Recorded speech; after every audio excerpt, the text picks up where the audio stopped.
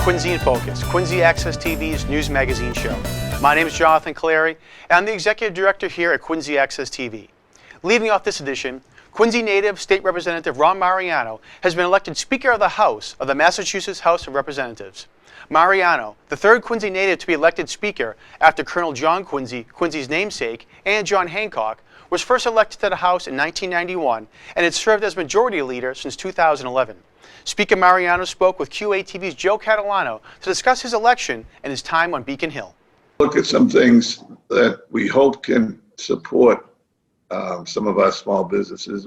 Probably as important as that is some job training for people whose jobs probably will not be coming back. There are an awful lot of restaurants that we will not see returning, and that's a lot of people who worked in the back room that are going to be unemployed, and they need to have their skills elevated, and may need some help finding jobs. So that's one of the priorities going forward. Yeah, the local colleges will play a big part in that. Of course, yeah, community colleges. You know, we're lucky to have an asset right in our backyard in Quincy College. We're going to be working with them and other community colleges to update training. You know, the one thing I learned from this pandemic, and Speaker put me in charge of a recovery committee, is that some of our job training is a bit antiquated. We still teach people how to write resumes and where they had worked in the past, which is not as relevant, as important as it is in this new technological marketplace. What we need to do is focus on what skills a person delivers, what they've done in the skills department. Are they familiar with Zoom? Can they handle a computer? Can they do digital media? And training folks to do that and be proficient in that is probably going to be more productive than our old way of sending people out with resumes to bang on doors for jobs. What does it mean, Ron, for the city of Quincy to have you as the House Speaker? That's a good question. Well, obviously, I'm familiar with the issues in Quincy probably more than any other issue in any other area in the state. I deal with those issues. I live with those issues. I live in a city that depends on good, solid, dependable red line service. I know that's important. I certainly know the importance of our road repair and construction, and the changes that are going through Quincy now with the new roads and trying to make traffic more efficient is an issue I understand. And I've talked to the mayor a number of times about his plans for downtown, and I aim to help when I can. We've been helpful in getting the money for some of the roads, some of the reconfigurations in front of the First Parish Church. We have a very good delegation. We work together. Bruce Ayers and Tacky Chan and myself. Between the three of us, I think we have a handle on most of the problems that need fixing in the city that the state has an impact on. So it's important, and they both have my ear. You know, Tacky is the chairman, and Bruce is on the tourism committee, vice chair of the tourism committee. So we have a pretty good handle on what the city needs. Norfolk County has a new sheriff, Quincy native Patrick McDermott. McDermott won a special election last November to serve as the sheriff for the next 2 years. McDermott was recently sworn into office and provided remarks about his goals as sheriff. Started his career with me in the State House, and I saw him grow as a city councilor. So I've worked in the same building with him. I've worked right next door to him as the registered probate. He's done an excellent job, and I'm happy to be here as I consider starts a new challenge and adventure as the next sheriff of Norfolk County. I, Patrick Walter McDermott, Do solemnly swear do solemnly swear that I will bear true faith and allegiance that I will bear true faith and allegiance to the Commonwealth of Massachusetts to the Commonwealth of Massachusetts and will support the Constitution thereof, and will will support the Constitution thereof. So help me God. So help me God. I I, Patrick Walter McDermott, do solemnly swear and affirm do solemnly swear and affirm that I will faithfully and impartially that I will faithfully and impartially discharge and perform discharge and perform all the duties incumbent upon me as Sheriff of Norfolk County, all the duties incumbent upon me as Sheriff of Norfolk County, according to the best of my abilities and understanding, according to the best of my abilities and understanding, agreeably agreeably to the rules and regulations to the rules and regulations of the Constitution of the Constitution and the laws of this Commonwealth. and the laws of this Commonwealth. So help me God. So help me God. I I, Patrick Walter McDermott, do solemnly swear do solemnly swear that I will support the Constitution of the United States, that I will support the Constitution of the United States. I certainly look out with friends, with family, with members of the Norfolk County Sheriff's Office. I will never forget who got me here. And it's everybody here in this audience, the men and women behind us in this building, and certainly the residents of Norfolk County. But I will never forget your support over the last couple of years. And I will certainly look to your guidance and counsel as I begin this administration. I am extremely excited to be here.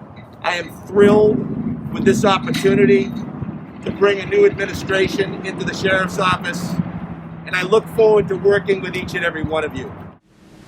As we look forward to a future of safety and prosperity in Norfolk County, it's time for us to reconsider what our expectations are for the role of the Norfolk County Sheriff's Office in serving the people of Norfolk County. I don't need to remind everyone that the past year presented us with a number of challenges, from the ongoing threat of COVID-19 that has changed the way we live, work, and interact with others, to the economic uncertainty that has strained our budgets, to the incidents of violence that have led to much needed but very difficult national conversations about systemic racism and the need for reforms. These challenges ask us to develop new ways of working together to strengthen our communities and make our county safer for everyone. During these trying times, I see opportunity for the Norfolk County Sheriff's Office to embrace the role of the county's Chief Public Safety Officer, to be a real and relevant resource for every community in Norfolk County. Public safety is more than putting criminals in jail. It has to be, and we all know it. Public safety means creating an environment where everyone in a community is safe to live, to grow, and to thrive. These are the principles I believe in and that will guide my mission as your sheriff. Whether it's crime on our streets, the opioid crisis, a natural disaster, or a public health emergency like COVID-19, the Sheriff's Office can serve a critical role in coordinating across our 28 cities and towns. It is my goal to be a countywide resource which works with communities to help solve the challenges we all face. NeighborWorks Housing Solutions recently held a ribbon-cutting ceremony for its newest home located in Germantown. Through a partnership with Work Inc., the house is completely deaf-friendly and will house adults with intellectual and developmental disabilities. It's staffed 24 hours a day, and it includes smart technology for deaf staff and deaf residents. NeighborWorks, my name is Rob Corley. I'm the CEO of NeighborWorks Housing Solutions. On behalf of NeighborWorks and Work Inc., I'd like to thank all of you for coming out this morning to celebrate this ribbon cutting for this wonderful new state-of-the-art property that you see here that will serve as a new home for 5 individuals that will live here. This home will provide the stability and the care that each of them need to live their lives independently. At NeighborWorks, this gets to the core of our mission. Our mission is to provide stable homes for families and individuals so that they can become part of a community and a neighborhood, and they can live, grow, prosper as part of that community, as our neighbors. This is something that we've been doing for a very, very long time here in partnership with so many. And this is really a celebration also of partnership here with all of you here today. Socially distanced, but it's just great to be part of this. Our partners, Work Inc., We've partnered with them many times before. This is the second property that we've done with them here in Quincy. The work that they do is remarkable. Everybody, what a beautiful autumn fall morning. It's great to be out. It's great to be out, right? For starters, but to be part of such an incredible project is just amazing. And this project, Rob does an incredible job. Rob and the folks at NeighborWorks, looking straight across at Donna. What a team over the years. Just had a great partnership with them. They know how to get it done. Jim Cassett at Work Inc., just an incredible agency that really makes a big, big difference in people's lives. And as mayor of the city, one of the great things I'm always bragging about is how we come together as a community. The community assets that we have, it's all about the people. We're all part of the same human family. And this is a great project we all should be proud of. I'm grateful to Jim Fatsis and Sean Glennon from our planning department and the entire staff. We use some federal money through this, the home monies, as well as Affordable Housing Trust monies to help put this together. So just glad to be part of it. It's a great day. Love this great city of Quincy. Timmy Cahill, president of the chamber. Good to see you out there as well.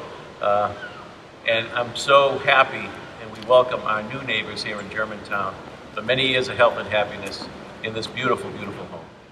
In the Quincy area, we provide close to about 25 individuals who are deaf and hard of hearing services through DDS. And imagine that those 6 houses are provided for 24/7 staffing support. And we offer close to about 80 staff who are deaf and hard of hearing and sustainable, long-lasting employment as well. And this facility is going to provide support to 5 wonderful individuals, age range from 40 to about 79. They will never have to move out of a house ever again.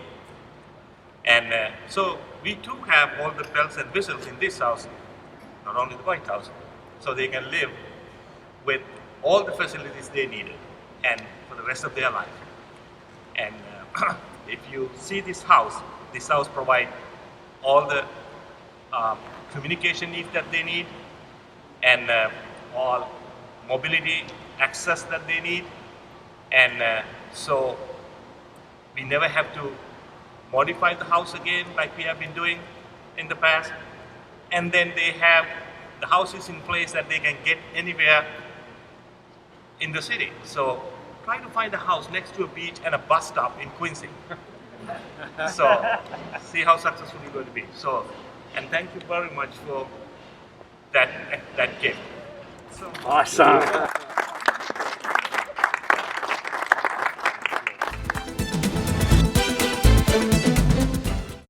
The COVID-19 pandemic has had sweeping effects on how businesses offer services. Adapting to the times, the South Shore YMCA has instituted several safety and social distancing initiatives to continue serving its clients. Local producer Sherry Kajus recently took a tour of the Y to see the adaptations.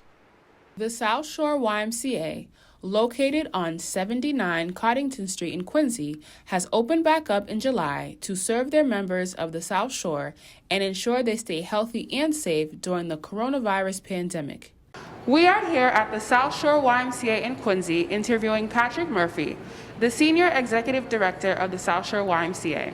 Hi Patrick, how are you? I'm great. Very nice to meet you today, Sherry.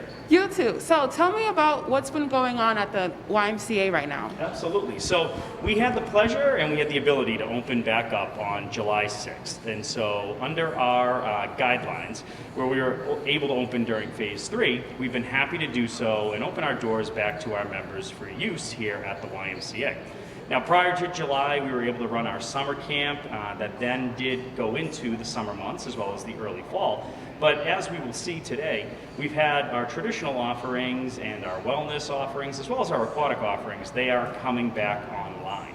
And although we do have to fit into guidelines with reduced capacity, we're very happy to be able to serve our Quincy YMCA as well as our South Shore YMCA community here at the branch.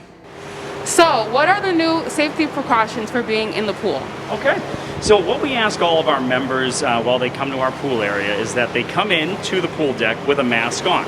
So after they come in, get changed up in the locker room, they enter our pool area with a mask on. From there, what we have done We started out with the original Phase 3 guidelines as only having one person per swim lane. So that could be 6 lanes in one pool, 3 lanes in another one of our pools. We've since been able to expand, as the guidelines have expanded as well, to having 2 swimmers per lane and starting on alternating ends of the pool, so the crossover is minimal while they're in the pool. Now swimmers, one nice thing about it for a workout and for a recreation activity, they do not have to wear a face covering while swimming. So it's a great way that our swimmers can return to the pool in a safe environment. And when we were really going at full strength back in January, February, we could have at sometimes 4 to 5 swimmers per lap lane. So we're doing it within the guidelines not set by the state, but also through the guidance of USA Swimming. What are some safety precautions that you guys are taking in this workout area? All right. So what we've had the ability to do, and we've most recently just updated all of our cardio equipment in the area that we are. We've been able to not only space them out the appropriate distance so members can safely work out on a piece of equipment, and if their neighbor or member is next to them, they are far enough apart. We do require masks in our area during all workout times, so whether that's cardio or through strength training. And we've added in the entire facility not only sanitation stations, but hand sanitizing units around every corner. So if a member is looking to clean a piece of equipment, they have the equipment to do so, but also if they're looking to wipe their hands down with sanitizer, we have that everywhere. One other thing is when members do come on upstairs here, they're given their own spray bottle as well. So now they can walk around, they have their spray bottle, which is a COVID-rated sanitizer for equipment, and they can spray down everything that they use, and they drop off their sanitizer bottle when they take off for the day. We then clean that off and put that back into use as well. Well, it was so nice meeting with you, Patrick Murphy. Do you have any last words? Well, thank you, and we appreciate Quincy Cable Access coming out today to take a look at the YMCA and what we've been doing over the past 7 and 8 months. As we stand, we are here for the city as we have always been. We're looking to continue to be a health and wellness option, a program option, and really a place of strength, but also comfort for the city. And as members are ready to return, and as the members that have returned will say, we are very clean, we are very safe, and we're looking to help people continue in their health and wellness journey. It's been a tough go, and if we can provide anything, it's a chance for people to come on out, exercise not only their bodies, but their minds and their spirit. So I thank you for coming today, and we thank everybody, and look forward to seeing all of our members return. Thank you. Quincy Access TV and the Theater for Social Justice program at Eastern Nazarene College recently partnered to air a series of Sherlock Holmes radio drama programs. Students not only took part in acting roles, but also created all sound effects live in studio. Here now is a sample of the first episode, entitled The Strange Case of Alice Faulkner. My name is Watson. I am a doctor. It was in the year of 1880 that Holmes and I were introduced by a mutual acquaintance. At the time, we were both looking for a lodging that would suit our moderate means. This we found on the second floor of a house at 221B Baker Street. And it was during the years that we occupied these chambers together that Holmes established his unique international reputation as a consulting detective. Since my marriage 3 years ago, Holmes has continued to occupy the Baker Street lodgings by himself. And here, almost every afternoon, when my work in the office is finished, I'm in the habit of calling on him. Come in.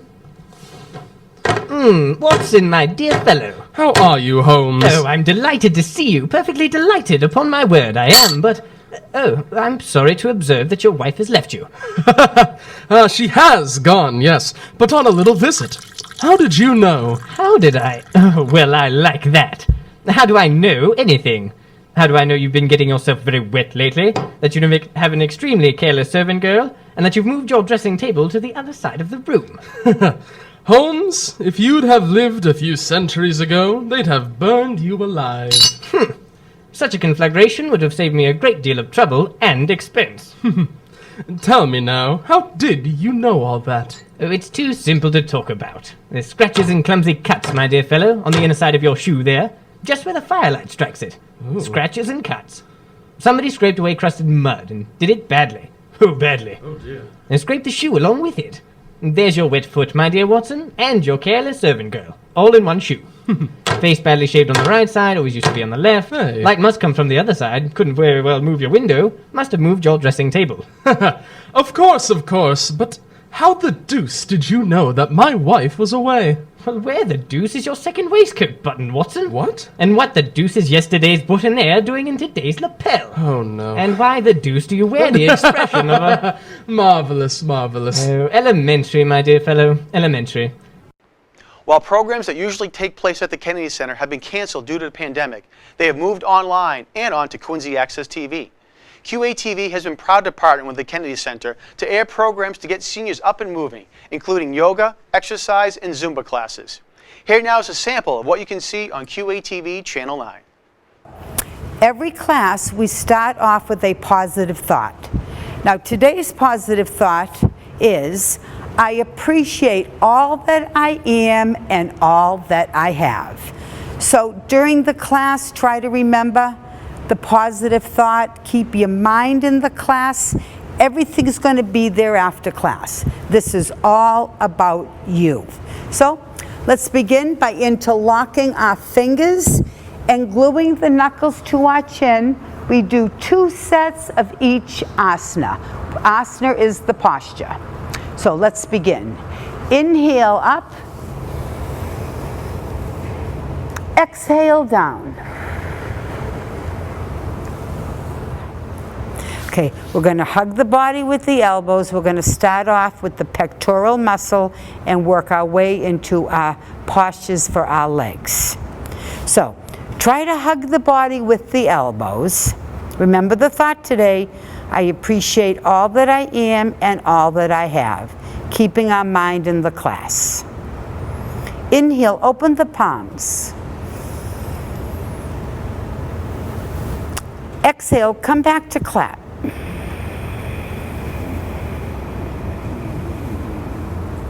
Make sure that you have plenty of room, that you're not going to bump into anything, and that you have your water and a towel with you. And having said that, let's get going.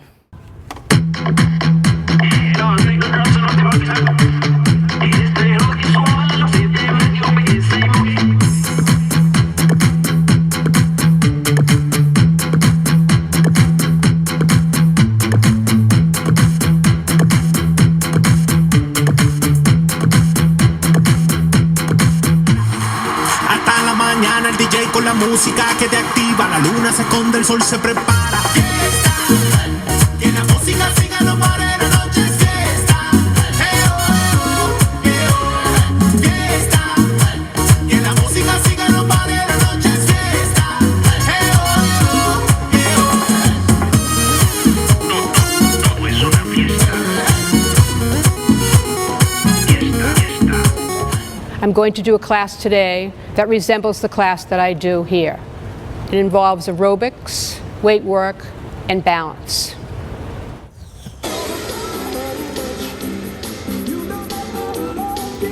Good morning, everyone. Marching in place. Take a nice deep breath and release. Deep breath, release, deep breath, release, deep breath, and release. 3, 2, one more time, left and right, step touch, right here, step touch. Take a nice deep breath and release. We're going to march in place again. Here we go, march in place.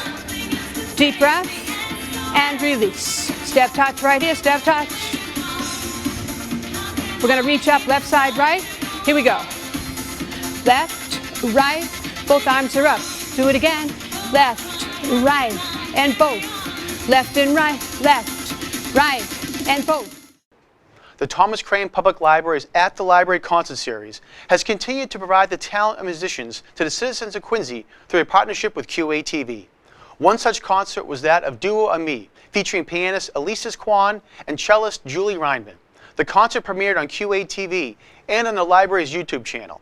Here now is a preview of their performance. I'm Clayton Cheever, Assistant Director here at the Thomas Crane Public Library, and it is my honor and pleasure to introduce today's concert by Duo Ami. The theme of our program today is music and the mind. It focuses on the link between creativity and mental illness, which has been recognized since ancient times.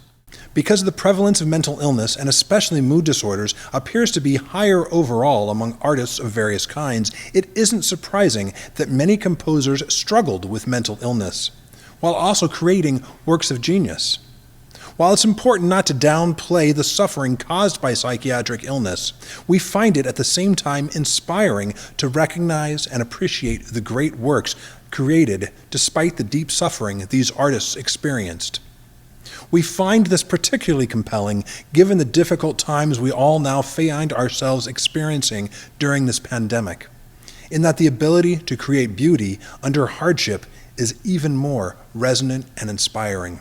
This program highlights 5 composers who have brought solace and beauty to so many, and who created their work despite personal battles with depression and mental illness. For the pieces Alyssus and Julie are performing, they have chosen paintings that they feel connect to the music, often through the parallels of mental illnesses suffered by both the visual and musical artists, and also through the imagery that the music evokes for them.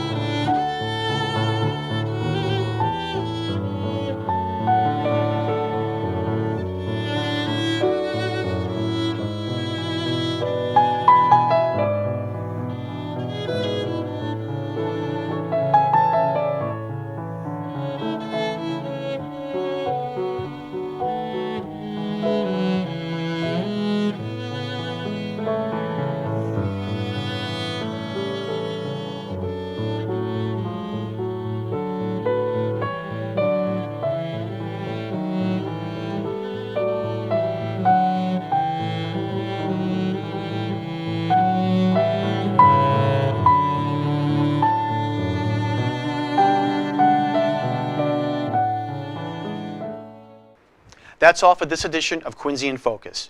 If you'd like more information about Quincy Access TV or are interested in becoming a member, please visit our website at qatv.org or give us a call at 617-376-1440. My name's Jonathan Clary, and thanks for watching this edition of Quincy in Focus.